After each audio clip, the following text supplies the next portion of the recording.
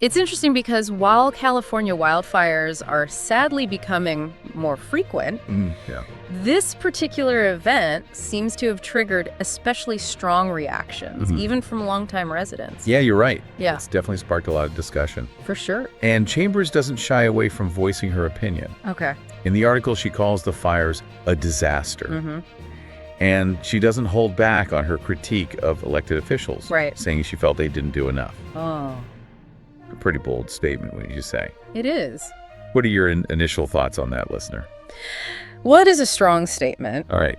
and it raises some important questions. For context, California's fire seasons have been getting more intense in recent years, leading to a sense of frustration Yeah. and perhaps a feeling that more could be done in Yeah. terms of prevention and preparedness. That makes sense. Yeah. And speaking of preparedness, Okay. Chambers specifically mentions Rick Caruso, Oh, interesting. who many of you might remember from his recent run for mayor of LA. Yeah.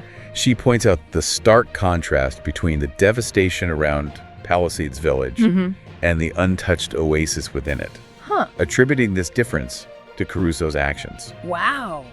She doesn't go into specifics, but it definitely piques your curiosity. It does. Yeah.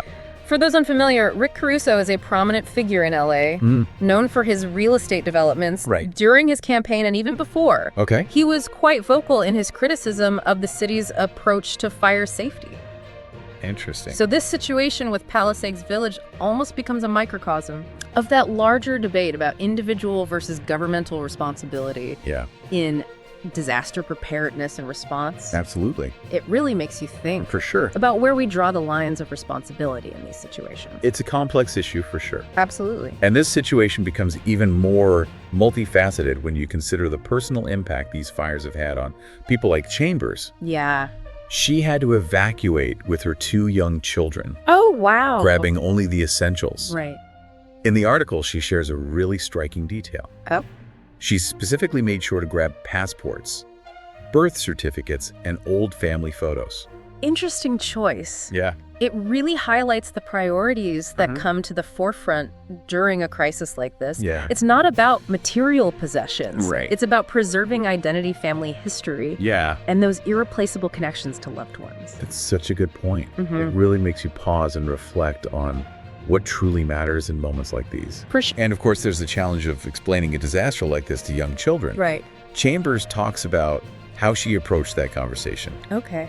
and I found it quite insightful. Yeah. She focused on staying calm, honest with her kids, and providing reassurance. It's fascinating how even amidst chaos and fear, Yeah. there's this focus on protecting and comforting the most vulnerable. It's true. It does make you wonder, though, Yeah. is that inherent resilience always present? Right. Or can these kinds of experiences also lead to trauma and despair? That's a really important question to consider. It is. It's not always a straightforward path to resilience. Right.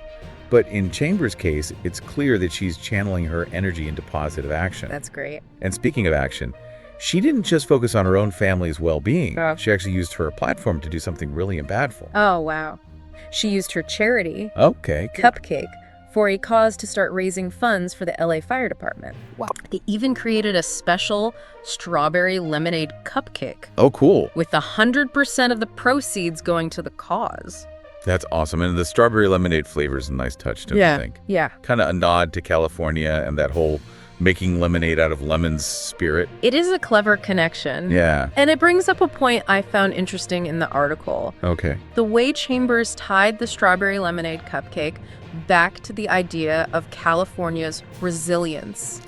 Even amidst disaster, there's this sense of hope and the ability to bounce back. It's definitely a theme that runs through the whole story, and it wasn't just about the money. Right. Chambers also used this opportunity to highlight the incredible work of the LA Fire Department, Okay. praising the courage and dedication of those on the front lines. Yeah. It felt like she really wanted to bring attention to the human element of this crisis. you know? Absolutely. It's so easy to get caught up in the statistics and the scale of the disaster. Yeah.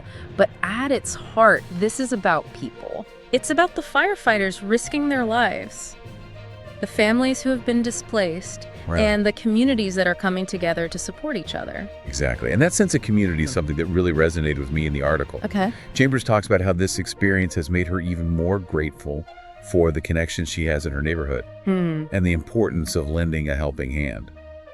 That ties back to the idea of individual responsibility we touched on earlier. It's not just about what the government does or doesn't do. Right. It's also about how we as individuals and communities step up to support one another, For sure. both in preparing for potential disasters and in the aftermath. What are your thoughts on that, listener? Yeah. What role do you think individual actions play in situations like this?